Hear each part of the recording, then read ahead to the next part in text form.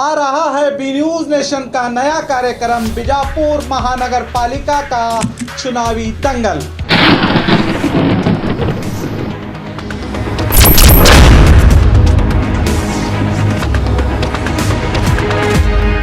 जिसमें हम बुलाएंगे ऐसे आकांक्षियों को जो आने वाले महानगर पालिका के चुनावी दंगल में अपनी किस्मत आजमाने जा रहे हैं। उन लोगों से पूछे जाएंगे आपके मुद्दों से जुड़े सवाल, जिसकी होस्टिंग करेंगे खुर्शीद आलम। बहुत जल्द मैं उन आकांक्षी उम्मीदवारों से पूछूंगा आपके सवाल। अब फैसला आपको करना है कि कौन सा है वो आकांक्षी जो करेगा आपके वार्ड का विकास। बीजापुर महानगर पालिका का चुनावी दंगल।